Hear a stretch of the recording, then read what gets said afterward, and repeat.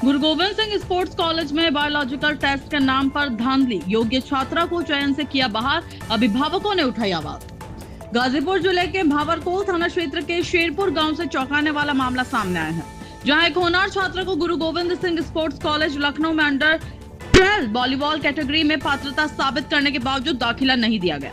आरोप है कि कॉलेज प्रशासन ने बायोलॉजिकल टेस्ट के नाम पर जानबूझकर छात्रों को ओवरएज घोषित कर चयन प्रक्रिया से बाहर कर दिया।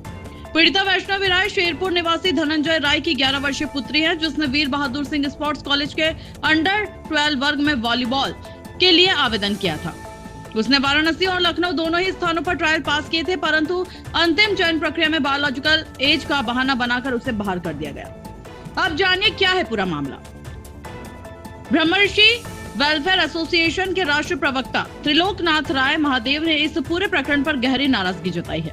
उन्होंने कहा है कि वैष्णवी राय की जन्मतिथि से संबंधित सभी दस्तावेज, स्कूल रिकॉर्ड, अस्पताल प्रमाण पत्र और यहां तक कि 2013 की फेसबुक पोस्ट मौजूद है, जो उसकी उम्र 11 वर्ष साबित करते हैं। बावजूद इसके उसे 14 वर्षीय घोषित कर चयन से वंचित कर दिया गया।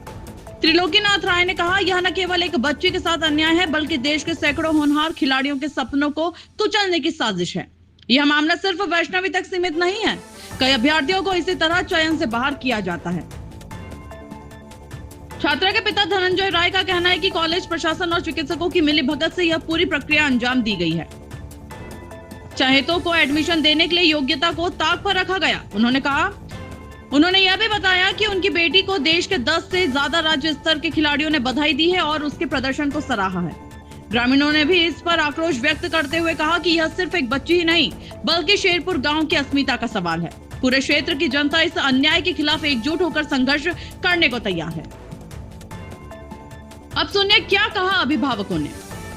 अभिभावकों ने चेतावनी दी है कि यदि इस मामले में न्याय नहीं मिला तो वे अदालत का दरवाजा खटखटाएंगे और खेल मंत्रालय तक अपनी आवाज पहुंचाएंगे। कॉलेज प्रशासन के खिलाफ कानूनी कार्रवाई के संकेत भी दिए गए हैं। पीड़ित पक्ष की मांगे है, इस पूरे चयन प्रकरण की निष्पक्ष जांच कराई जाए, दोषी कॉलेज प्रशासन और मेडिकल टीम के खिलाफ कड़ी कार्रवाई की जाए, पीड़ित छात्रा सहित अन्य योग्य अभ्यर्थियों को उचित अवसर और न्याय दिया जाए। गाजीपुर के इस मामले ने न सिर्फ खेल संस्थानों में व्याप्त भ्रष्टाचार की पोल खोली है, बल्कि यह भी उजागर किया है कि किस तरह प्रतिभाओं को साजिशन दबाने की कोशिश की जाती है। अब देखना होगा कि शासन प्रशासन इस गंभीर मामले में क्या कार्रवाई करता है और क्या इस होनहार बच्ची को उसका हक मिल पाएगा या नहीं।